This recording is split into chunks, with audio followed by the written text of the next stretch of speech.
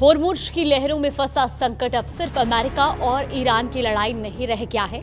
एक तरफ ईरान होर्मुज पर अपना नियंत्रण बनाए रखने की कोशिश कर रहा है, तो दूसरी तरफ अमेरिका नाकाबंदी और दबाव के जरिए तेहरान को झुकाना चाहता है। इसी बीच 7 अगस्त को सऊदी अरब, पाकिस्तान और तुर्की ने मक्का में साझा रक्षा समझौता किया है और इस समझौते ने पश्चिम एशिया में एक नया क्षेत्रीय सुरक्षा समीकरण खड़ा कर दिया है, जिसे कई लोग इस्लामिक नाटो भी कह रहे हैं। लेकिन बड़ा सवाल ये है कि जब होर्मुज से लेकर लाल सागर तक संकट गहराता जा रहा है, तब ये नया गठजोड़ समुद्री रास्तों की सुरक्षा में कितनी बड़ी भूमिका निभा पाएगा, क्योंकि अब खतरा सिर्फ होर्मुज तक सीमित नहीं है, ये लाल सागर के बाब अल मंडेब तक पहुंच चुका है। नमस्कार, आप देख रहे हैं न्यूज़ 18 का डिजिटल प्लेटफॉर्म और मैं हूं आपके साथ जागृति खंतवाल।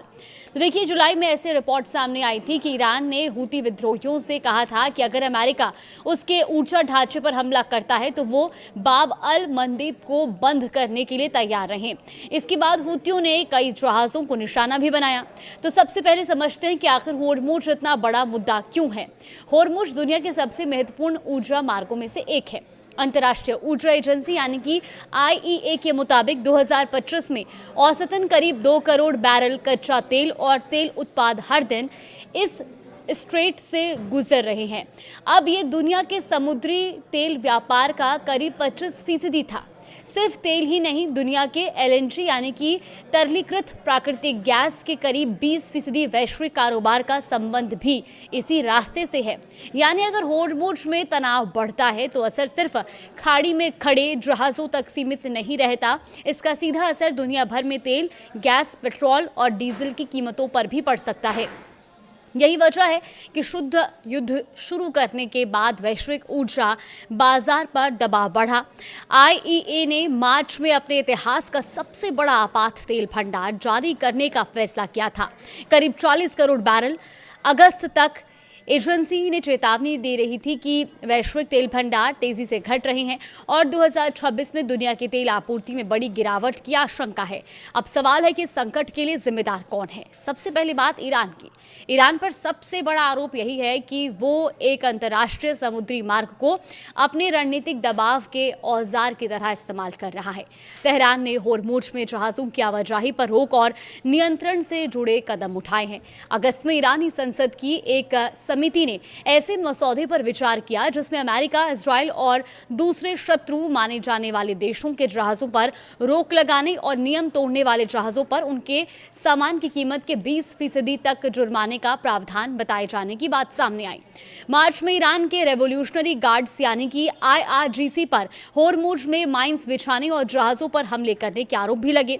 हालांकि अब एक अहम घटनाक्रम ईरान और ओमान के बीच सामने आया है। देखिए, दोनों देशों ने होर्मुज में जहाज़ों की आवाजाही के लिए निर्धारित रास्तों पर सहमति बनाई है। हालांकि तकनीकी बातचीत और औपचारिक समझौता अभी बाकी है। इसका मतलब ये नहीं है कि होर्मुज सामान्य आवाजाही के लिए पूरी तरह से खुल गया है। यही होर्मुज ईरान की सबसे बड़ी रणनीतिक ताकत भी बन गया है। जल मार्ग को खोलने या बंद रखने का सवाल अब सिर्फ सुरक्षा का नहीं बल्कि बातचीत और दबाव की बड़ी चाबी बन चुका है। अब आते हैं अमेरिका पर। देखिए, पूरी कहानी का दोष सिर्फ ईरान पर डालना भी आसान नहीं है, क्योंकि अमेरिका ने जुलाई में ईरान पर अपनी नौसैनिक नाकाबंदी फिर लागू करने की घोषणा की। अमेरिकी राष्ट्रपति डोनाल्ड ट्रंप ने यह भी कहा था कि अमेरिका होर्मुज से आने वाले सामान पर 20% शुल्क लगा सकता है। बाद में उन्होंने इस योजना को व्यापार और निवेश समझौते में बदलने की बात कही। यानी तस्वीर बिल्कुल साफ है कि एक तरफ ईरान का संदेश है कि होर्मुज पर उसकी शर्तें चलेंगी, तो दूसरी तरफ अमेरिका का संदेश है कि तेहरान को इस अहम जलमार्ग पर अकेले नियंत्रण तय करने की अनुमति नहीं दी जाएगी। और इसी टकराव ने संकट को और ज्यादा जटिल बना दिया है। अब इस कहानी में एक नया खिलाड़ी भी शामिल हो गया, सऊदी अरब, पाकिस्तान और तुर्की। 7 अगस्त को तीनों देशों ने मक्का में साझा रक्षा समझौता किया। इसके तहत किसी एक देश पर हमला तीनों देशों के खिलाफ हमला माना जाएगा। तुर्की के विदेश मंत्री हाकान फिदान ने इसकी तुलना नाटो के सामूहिक रक्षा सिद्धांत से की है।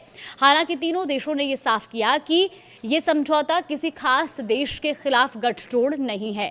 इसी वजह से इसे इस्लामिक नाटो कहना आकर्षक जरूर है, लेकिन अभी इसे नाटो जैसा मानना जल्दबाजी होगी, क्योंकि इस समझौते का वास्तविक सैन्य ढांचा और जमीन पर संयुक्त कार्रवाई की क्षमता अभी तय होनी बाकी है।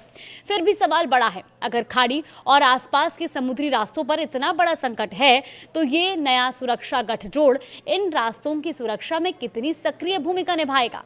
अभी तक इस संगठन की तरफ से होर्मुज में कोई ठोस साझा सैन्य हस्तक्षेप दिखाई नहीं दिया है।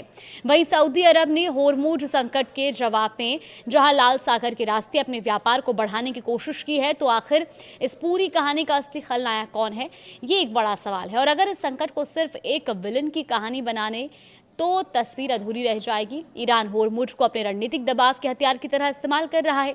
अमेरिका सैन्य नाकाबंदी और आर्थिक दबाव के जरिए तेहरान को झुकाने की कोशिश कर रहा है।